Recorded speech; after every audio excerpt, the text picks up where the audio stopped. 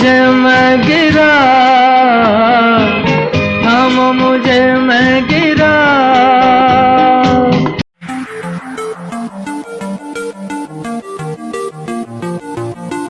आज हम लोग पहले पर्दे की एक ऐसी अदाकारा के बारे में बात करने जा रहे हैं जो परिवार की जिम्मेदारी को अपने कंधों पर उठाते हुए अपना जीवन बिताती रही और इसमें अपना घर बसाना तो वो भूल ही गई। ये मशहूर अभिनेत्री जिनका नाम है नंदा। नंदा जी का जन्म 8 जनवरी 1939 को हुआ था।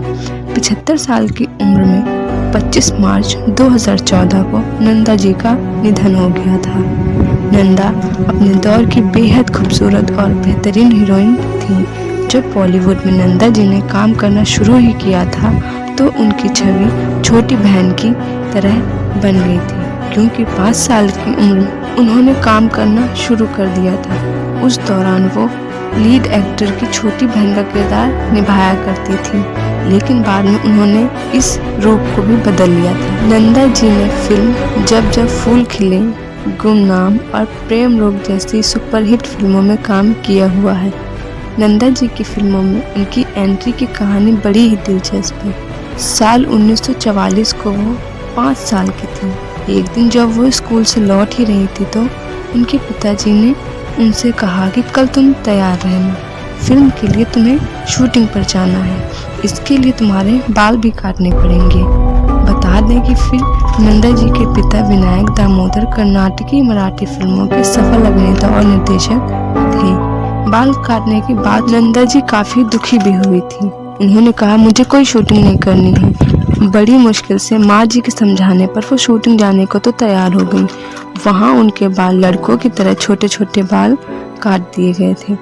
इस फिल्म का नाम था मंदिर। इसके निर्देशक नंदा जी के पिता दामोदर जी ही थे। फिल्म पूरी होती इससे पहले ही नंदा जी के पिताजी का निधन हो गया।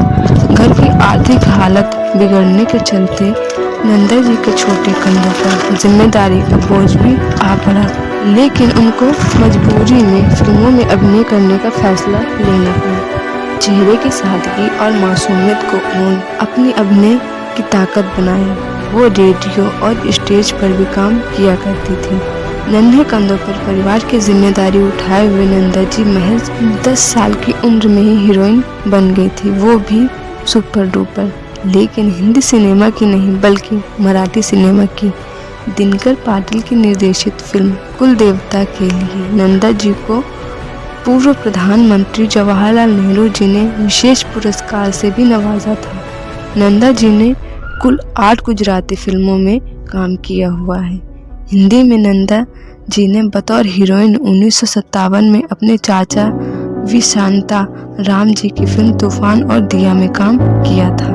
1959 में नंदा जी ने फिल्म छोटी बहन में राजेंद्र कुमार जी की अंधी बहन का किरदार निभाया था। उनका अभिनय देखकर उनके फैंस तो चकाचौंध ही रह गए थे। उस दौरान लोगों ने उन्हें सैकड़ों राखियां भी बेची थी। इसी साल राजेंद्र कुमार जी के साथ उनकी फिल्म धूल का फूल वो भी सुपर डुपर हिट रही थी। इस फिल्म ने नंदा जी को तो बुलंदियों तक ही पहुंचा दिया। बहन के रोग का पीछा नहीं छोड़ रहे थे। नंदा जी फिर एक बार 1960 में फिल्म काला बाजार में देवानंद जी की बहन बनी। नंदा जी ने सबसे ज्यादा 9 फिल्में शशि कपूर जी के साथ की हुई हैं। उन्होंने उनके साथ 1961 में 4 दीवारी और 1962 में आई फिल्म मेहंदी लगी मेरे हाथ जैसी फिल्में की। हिट फिल्में देने के बावजूद नंदा जी की अभिनय प्रतिभा का सही इस्तेमाल कम ही किया गया। शायद उनके अभिनय का पारखी निर्देशक उनकी किस्मत में नहीं था।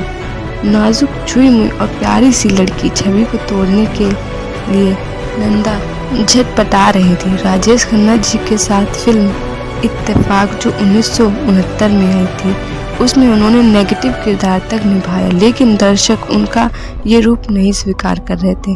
तभी उन्हें फिल्म नया नशा जो 1973 में आई थी उसमें उनको ऑफर किया गया। इसमें नंदा जी ने ड्रग एडिक्ट की भूमिका निभाई, लेकिन फिल्म फ्लॉप हो गई।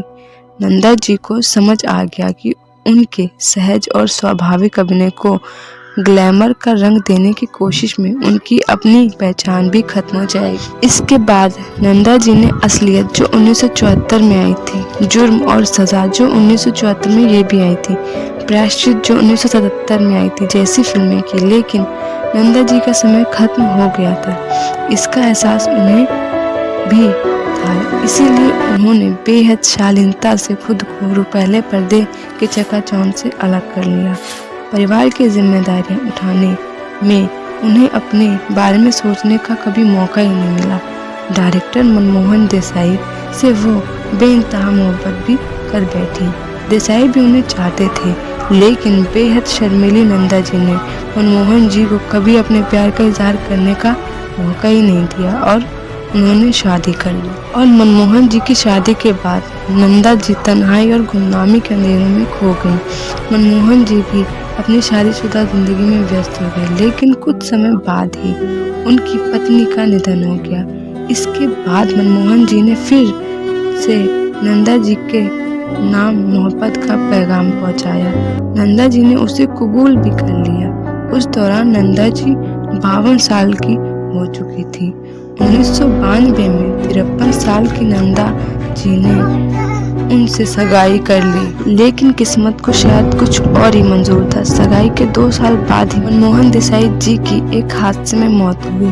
दोनों कभी एक नहीं हो पाए और नंदा अविवाहित ही रह गई। नंदा जी की आखिरी फिल्म प्रेम रोग, इसमें उन्होंने पद्मिनी कोल्हापुरी जी की मां का किरदार निभाया था। कहा जाता है कि नंदा जी जब भी बाहर जाती थी तो वे सफेद साड़ी में जाती थी, क्योंकि वो मन ही मन मनमोहन देसाई जी को अपना पति मानती थी।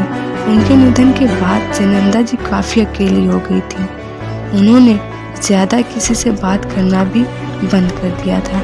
उनकी खास दोस्तों में माला सिन्हा और वहीदा रहमान थी। नंदा जी के पिता विनायक दामोदर कर्नाटकी मराठी फिल्मों के सफल अभिनेता निर्देशक थे।